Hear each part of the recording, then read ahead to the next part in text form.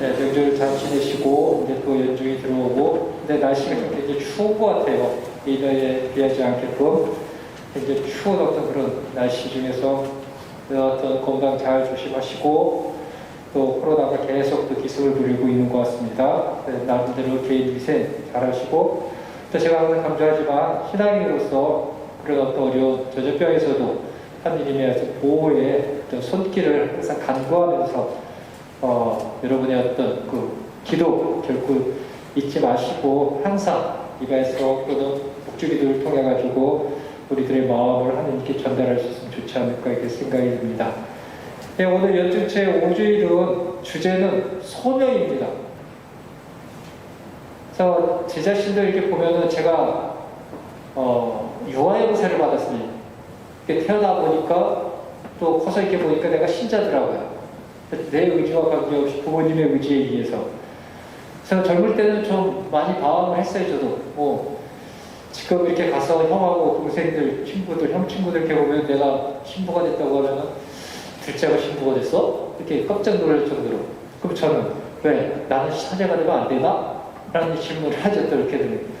그만큼 어떻게 보면 세속적으로 많이 살았어요. 또 제 목표가 세속에서 즐거움 속에서 살아가는 것이 제 삶의 첫 번째 목적이었고, 그렇게 또 살고 싶었고, 또 그것이 또 멋인 줄 알았습니다. 근데 어느 순간 저희 아버님이 암으로 투병했을 때 옆에서 제가 간병을 하면서 이렇게 돌아가신 아버지의 그 모습을 보면서 느끼는 것이, 한 세상에 이렇게 왔는데 저렇게 힘들게 살면서 죽을 필요가 있는가, 필요라기보다 저렇게 죽어가야 되는가, 뭔가 저 뜻깊은, 뭔가 의미 있는 그런 어떤 삶을 한번 사는 것이 없을까라고 하는 이 의문이 생기더라고요.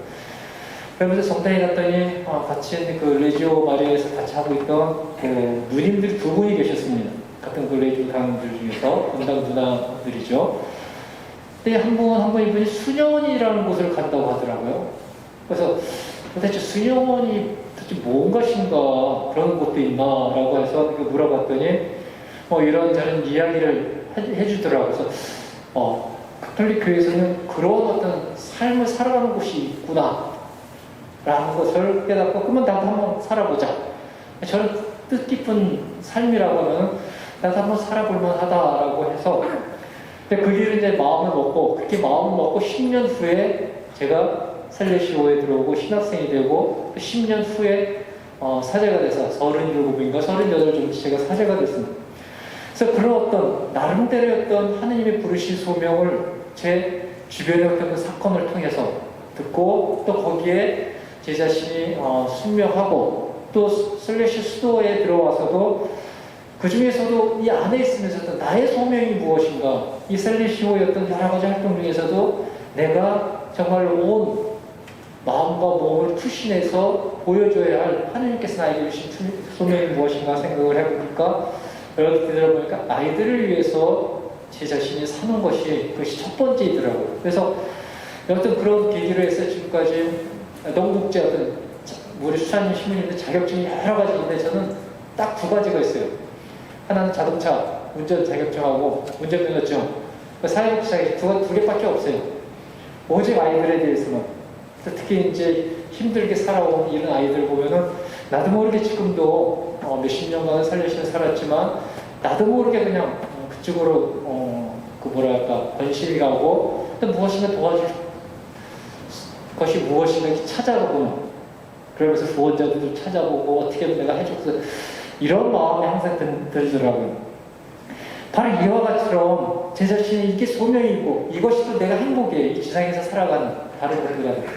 그렇다고 하면 여러분들도 그리스도인으로 하느님으로부터 부르심 받은 사람들이에요.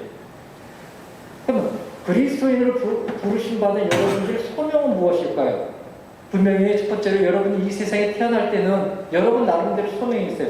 이 세상에 나와 있는 하느님께 창조했던 모든 창조물은 그 창조된 목적이 있습니다. 하느님께서 주신 그 목적이 무엇인지 여러분들 한번 생각해 보시든지, 내가 이 지상에서 내가 이렇게 삶 속에서 막 그냥 여러 가지로 아기를 틀면서 살아가는데 그것이 나의 소명이었던가, 이 세상에 왔던 소명이 무엇인가. 두 번째로는 그렇게 세상에 왔고 살아오면서 그리스도 신앙인으로서 내가 하느님으로부터 선택을 받았다고 하는데, 그러니까 하느님께서 나를 왜 그리스도인으로, 부르삼동 신앙인으로 이 자리에 지금 여기에 앉아서 하느님 말씀을 듣게 하는가? 나의 소명은 과연 무엇인가? 이것도 여러분들이 생각하셔야죠. 오늘 제1 독서에서는 이사야 예언사의 소명 이야기가 나오는 것이에요. 어떻게 해서 하느님의 예언자로서, 하느님의 사람으로서 선택받고 하느님의 사람으로서 어떤, 즉 예언자로서의 역할이 그의 소명이었던 것이에요. 이사야에서는 굉장히 그 왕족의 사람들이었어요. 굉장히 잘 살 수 있는, 세속적으로 살아가면 굉장히 잘 살 수 있는 그런 삶의 모습이었지만, 그럼에도 불구하고 하느님의 어떤 부르심에 응답하면서 기나긴 고난의 어떤 그런 예수님, 그 하느님의 길을 걸었던. 그리고 제2 독서에 보면 사도 바울은 굉장히 가문이 좋은, 그리고 학식이 높은, 그 당시에 유다인들 중에서 가장 학식이 높은 스승한테 교육을 받았고, 또 그 사도 바울도 유대인으로 살았으면은 어떻게 보면 지금 유대인 민족 중에서 가장 똑똑하고 굉장히 학식이 높은 유대인들에게서 위대한 사람으로 살았을 것입니다. 그럼에도 불구하고 그런 삶을 사는 중에 하느님의 부르심, 하느님의 소명을 깨닫고 모든 삶을 바꿨던, 그리고 베드로와 같은 경우에도 전문 어부였습니다. 배를 가지고 있었던, 자기의 삶을 충분히 살아갈 수 있었던, 그럼에도 불구하고 예수님의 부르심을 받고 모든 것을 버리고 예수님께서 주셨던 소명으로 살아갔던 사람입니다.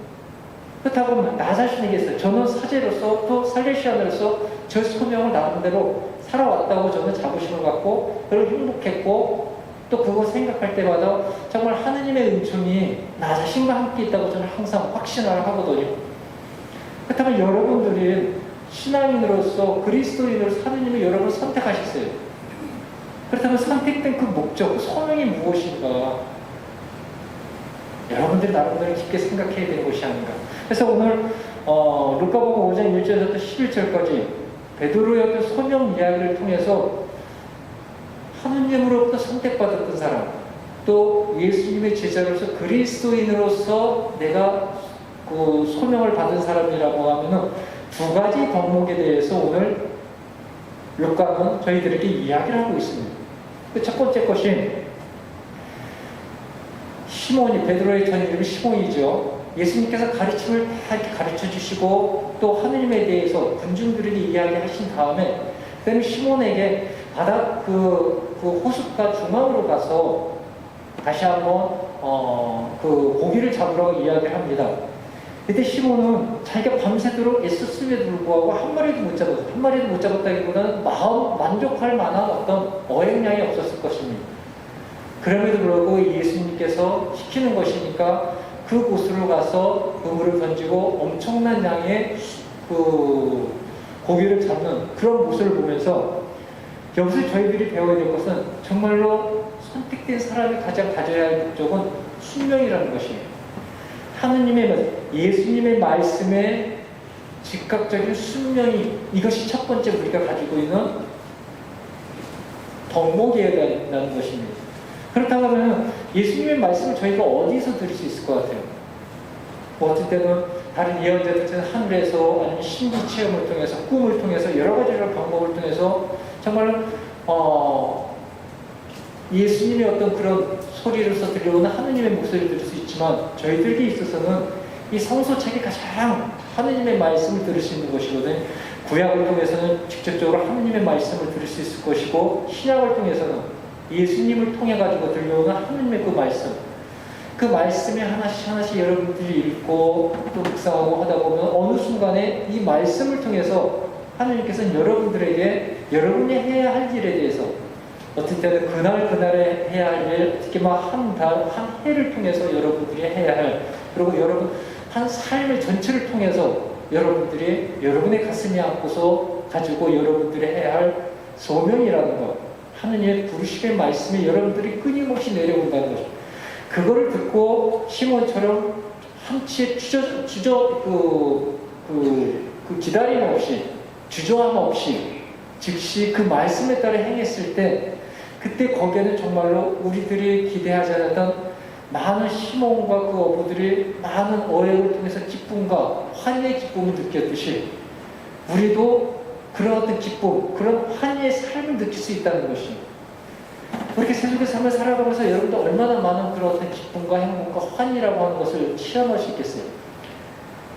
다양하게 살아가지만 살아가면 살아갈수록 더 힘들고 더 어렵고 그런 모습, 어떻게 보면 저는 그렇게 생각을 해요. 우리가 하느님의 말씀, 내가 이 세상에 왔던 어떤 그런 하느님의 목적, 그리고 내가 그리스도인으로 하느님부터 선택받았던 그런 어떤 소명의 어떤 말씀, 그 목적대로 살아가지 않을 때 여러분들의 삶은 결코 기쁘지 않고 행복하지 않다는 것입니다. 그렇지만 어떻게 보면 나한테 주어진 그 소명이 조금 외적으로 보기에는 힘들고 어렵다 할지라도 그것을 하나씩 하려고 하면서, 그것을 하나씩 행동으로 보여줌으로써 삶을 통해서 보여주었을 때 여러분의 내적인 삶은, 우리가 신학적인 용어로 영적인 삶은 그 어느 것보다도 풍부한 어떤 환희와 기쁨과 행복과 내가 누리고 싶었던 그런 어떤 만족감을 그 안에서 누리는 것이 아닌가. 그래서 내 자신이 정말로 하느님을 선택받았다고 하면 그 선택된 목적이 무엇인지, 여러분의 소명이 무엇인지를 잘 들을 마음의 준비를 하시고, 또한 그러기 위해서는 끊임없이 성서의 말씀을, 그 뜻이 무엇인지 모르지만 끊임없이 읽다 보면 어느 순간에 그 말씀을 통해서 여러분들에게 하나님께서 말씀하신다는 것을 항상 인식하면서 그런 것이 왔을 때 즉시 시몬처럼 내 자신의 경험과 여러 가지 분명히 그 결과의 어떤 경험을 통해서 이것은 아닌데 할지라도 예수님의 말씀, 하느님의 말씀이기 때문에 실천했을 때 그 결과는 엄청나다는 것을 여러분들이 잘 이렇게 보시고, 또 그런 어떤 마음의 덕목을 여러분들이 이루시면 좋을 것 같고, 두 번째는 시몬이 보였던 어떤 그런 모습, 엄청난 어획량을 보고 나서 놀라면서 예수님 앞에 무릎을 꿇으면서 주님, 저에게 떠나주십시오. 저는 죄 많은 사람입니다. 라고 이야기를 합니다. 과연 시몬이 죄가 많기 때문에 예수님 말씀에 좀 의심을 가졌기 때문에, 그래서 예수님과 헤어지려고, 예수님으로부터 더 이상 같이 있을 그런 존재가 아니라고 생각했기 때문에 이 말을 했던가? 그것은 아니라고 저는 이렇게 생각이 됩니다. 이사야 예언자도 똑같은 이런 어떤 놀라움을 표현하거든요. 이사야 6.5절 오늘 제 1독서에 큰일 났구나. 나는 이제 망했다. 나는 입술이 더러운 사람이다. 입술이 더러운 백성 가운데 살면서 임금이신 만군의 주님을 내 눈으로 뵙다니, 내 자신이 입은 게 큰 죄인인데 어떻게 그 거룩하신 그분을 눈으로 볼 수 있냐 이거예요. 보는 순간에 우리 인간은 사라지고 없어지는 어떤 것이 그 당시 이야기였거든요. 그렇다고 하면 그래서 이사야가 하느님으로부터 사라져 나가느냐, 그것이 아니라는 거죠. 이것은 이 시몬이 저는 죄인입니다, 저는 더러운 입술을 가진 사람입니다 라고 했던 이사야서와 시몬이 했던 이 고백은 다른 것이 아니라 하느님 앞에서는, 주님 앞에서는 나는 한없는 부족한 사람이라는 거고 고백을 하는 것입니다. 한없이 부족한 사람이기 때문에 하느님의 은총, 오늘 사도 바울이 했죠. 하느님의 은총으로 자기는 완벽한 사람이 되었다고, 하느님의 은총이 필요한 사람이라는 것을 고백을 한다는 것이에요. 그래서 내 자신이 죄인이라는 것은 다른 것이 아니라 하느님 앞에서 나는 한계가 있는, 즉 부족한 점이 많은 그런 비천한 사람입니다. 그렇기 때문에 하느님의 은총, 하느님의 자비 없이는 저는 이 죄에서 나올 수 없기 때문에 당신의 자비의 은총으로서 내 부족한 점을 채웠을 때 나는 완전한 사람으로서, 완벽한 사람으로서 하느님과 함께 대화를 할 수 있고 하느님 나라에 들어갈 수 있는 그런 사람이 된다는 것을 이사야 예언자와 시몬은 자기의 어떤 이 고백으로서 통해가지고 표현을 하는 것입니다. 바로 그와 같이 어떻게 보면 저희들은 예수님을 받아들이면서 그 부족한 점, 그 불완전한 점을 완전한 사람, 완벽하게 채운 그런 그리스도입니다. 그래서 저희들이 가져야 할 그런 마음은 바로 시몬이 예수님의 말씀에 따라 순명하고 거기에 따라 살아왔듯이, 또 이사야 예언자와 또 사도 바오로가 자기 가던 길을 다 포기하고 하느님께서 부르심의 길을 가르듯이 저희들도 이제는 이 순간에 나에게 부르셨던 그 소명의 어떤 진실한 그 내용이 무엇인지 내 자신이 깨닫고 그런 삶으로 갔을 때 어떻게 보면 우리 인간들로서 우리 어떤 삶의 아름다운 모습이 나오는 것이 아닌가. 그래서 이런 시몬의 모습을 보면서 인간 존재라는 것은 하느님의 은총을 통해서 구원을 받아야 할 죄인이라는 것, 하느님 어떤 그 은총의 어떤 구원이 없다고 하면은 우리가 죄인으로서 풀려날 수 없다는 것을 다시 한번 인지하면서, 그럼 하느님의 은총을 받을 수 있는 것이 무엇인가? 바로 하느님께서 여러분들에게 그리스도인으로 주신 소명, 그 소명의 내용을 여러분들이 잘 이해하시고 그 삶을 살아갔을 때 여러분의 그 구원은 그런 하느님의 여러분의 삶을 통해서 보여주는 하느님의 은총을 통해 가지고 여러분이 완벽해야 된다는 것을 다시 한번 인지하면서, 이제 저희들이 부족 우리가 음력으로서 이제 막 시작하는 한 해가 됐습니다.